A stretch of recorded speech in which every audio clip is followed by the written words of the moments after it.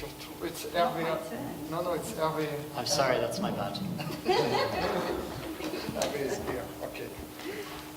So now it's Hervé Rouault. So he's come from Geneva, France. So he has this software called Brecs, and Brecs already participated to the challenge in 2013. He won also. He have a very good rank in the high density.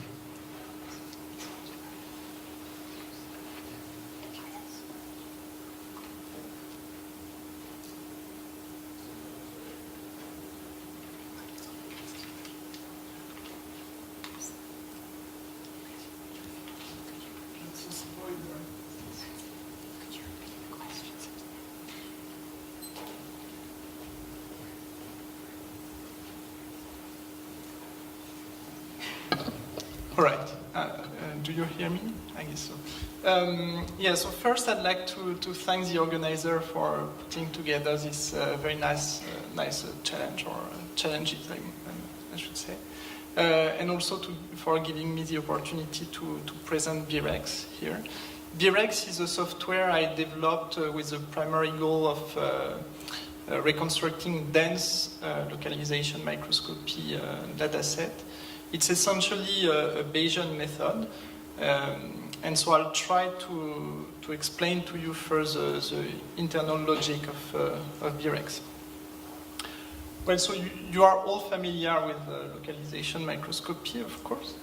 So when you have an isolated spot like this, everything is fine. It's usually quite easy to fit. But when the spot starts to overlap, the challenge to reconstruct an original image of fluorophore position is actually much more challenging. And still, it's a very interesting problem because it allows you to be more accurate even when it's quite sparse. It allows faster acquisition and also higher time resolution if you wish to do some live imaging, for instance. So, as I told you, it's a Bayesian method, and so to do that, you have to somehow abandon the idea of localization coordinates and work with images of fluorophores, where the pixels here are actually very small, and you have an image you want to reconstruct IS, and measured image. And actually, once you know the original image at very high resolution, it's usually quite easy to find the probability of a measured image because you know quite well your optical system, the noise in the system, etc. So this operation is easy. The reverse operation is much more challenging, but to help us, we have the Bayes rule, and we can actually invert this. So find the probability of IS knowing IP.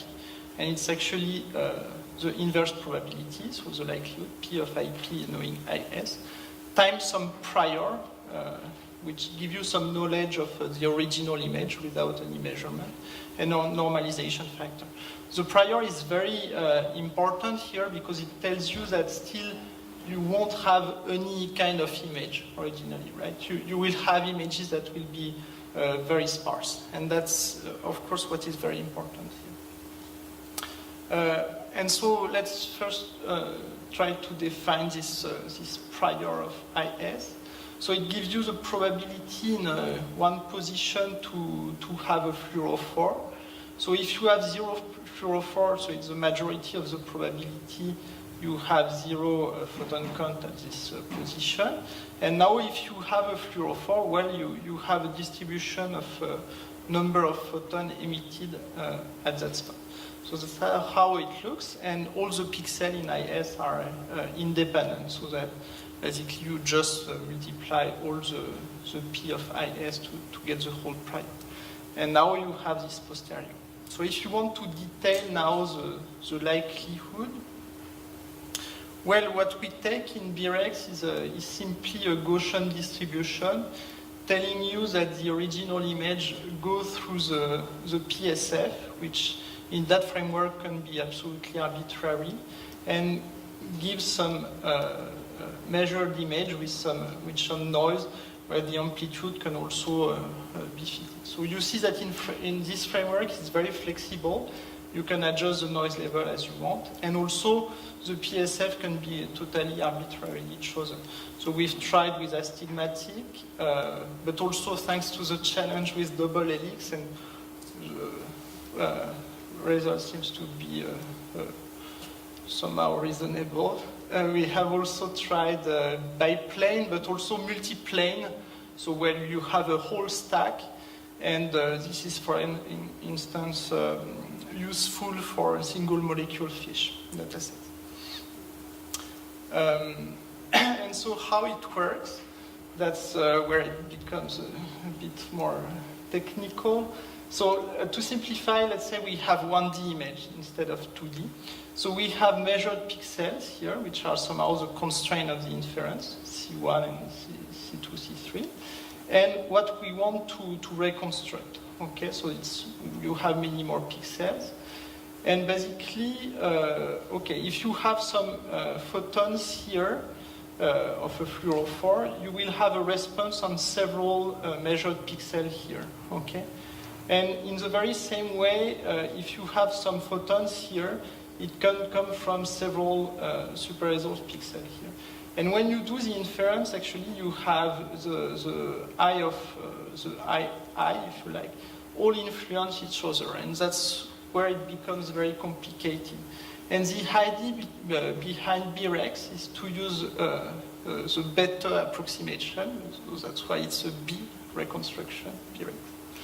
And is some approximation which is usual in some domain of computer science, or also in the physics of spin glasses, where you neglect some of all these loops. So if you want to update the intensity on a pixel that you want to reconstruct I3, for instance, you will consider all the influences with the neighbors, but then you will neglect the influences on the neighbors themselves, so that you have something that is locally a tree. And so this approximation is very powerful. What I discovered is actually it doesn't give you everything, and converging algorithmically toward this approximation is actually very difficult. And that's where the novelty of Brecs is really reside, and it's really buried in the internal of this software. But anyway, that's how it works. And as I told you, it's iterative, so you will basically build some clouds of probabilities that evolve with time, so you iterate. And you see that even when it's very dense, it allows to find several positions that refines with time. And from this cloud, you can try to find some localization. Okay, so that's how it works. As Daniel was saying, it's working reasonably well. Notice that contrary to some other software, when you have some crossing, like here, you don't have that many localization in between here, just because in the algorithm itself, it takes into account the interaction of all the reconstructed pixels and avoid this kind of blurring in between. So I think that's quite interesting. And also, so sometimes you, when you have this kind of data set, sometimes I guess it's hard to see here because it's too powerful, but you have small localization here in the reconstructed image. But sometimes when it becomes too difficult, you just have clouds. And I think it's better to just sum these clouds and actually try to find some localization where you don't actually know where they are. And when you sum these clouds, you actually obtain reconstructions that are usually more reasonable than noisy localizations. Okay, and so we've tried this software also on different metrics. And you see that in region where it's extremely dense, like here, you have some error, but still it managed to find quite reasonable clouds. And an interest also is that we observe that the total intensity that it reconstructs is very faithful. So if you want to find how many spots you have, I mean how many photons are emitted, so if you want to filter the noise, usually it's extremely good. Okay, so now I will stop here. So I will thank my collaborators. So in particular Timothy Lyonnais at the Transcription Imaging Consortium in Geneva, that has been a very big driving force. Also, one problem with the last challenge is that clearly the user friendliness was not that high. So I tried to remedy that. So now you can compile it for several platforms. You also have a Fiji plugin. And all the codes is released publicly, open source on github.com actually. And yeah, I'll stop here and thanking you for.